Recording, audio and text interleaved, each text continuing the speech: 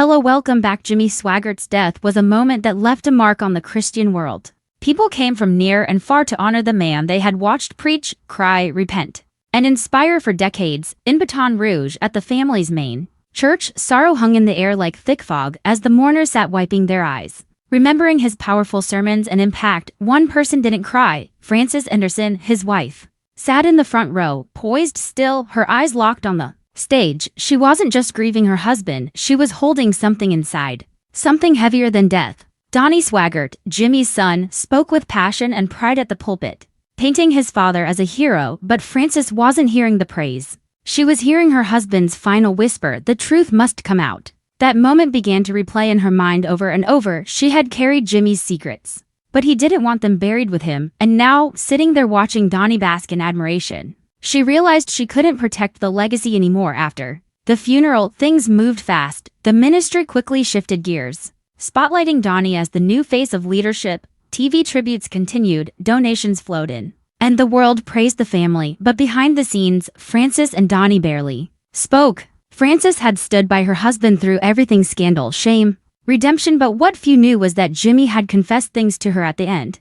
Not about himself, about Donnie, affairs, money moved around in silence, manipulations within the ministry, things Jimmy had protected for years to keep his son's image intact. Frances had no idea what to do with it, but then she got an email. No sender, no signature. Just one line: "You know what Donnie did, we all do. What will you do about it?" She froze. Someone else knew. That meant secrets she thought were buried weren't. The weight she'd carried alone now felt shared, and it stirred something. In her resolve, she spent nights digging through old boxes, clinging to memories and wrestling with guilt. In a dusty cedar chest in her closet, hidden beneath letters and cards, was her leather journal. For years, it had been her private refuge. Page after page chronicled betrayals, threats, backroom deals, and hushed scandals. Donnie's behavior, the control, the fear, the women, the payouts, and how she had once tried to speak, only to be silenced. It was raw and real, never meant for public eyes. But then Maria, the housekeeper, accidentally found it. Curiosity took over.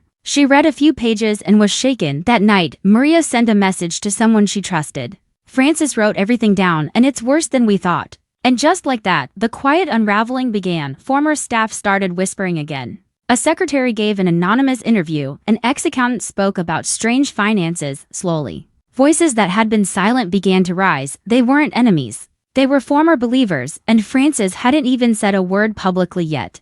But the journal had taken on a life of its own. It sparked something. People found courage in her words. One by one, stories were collected, names, dates, receipts, all from those who had once stood in those very church halls. And then came the first article. A religion editor got the story and published a calm, clear piece with quotes, evidence, and questions. Why had no one investigated this ministry? Why were so many young women paid off? Why was the family still in full control suddenly? This wasn't just insider gossip, it was national news. TV crews arrived, podcasts lit up, TikTokers read excerpts of Frances' journal, and while the world debated, the ministry went quiet. Donnie said nothing until he couldn't ignore it anymore. Frances watched it all unfold quietly. She hadn't expected the journal to spread, but when it did, and when others began stepping up, she realized something important. This wasn't just about her, it was about everyone the silence had harmed. And that's when she made her move. She wrote a statement, not in front of cameras, but alone at her kitchen table. She released it through her lawyer, just a few pages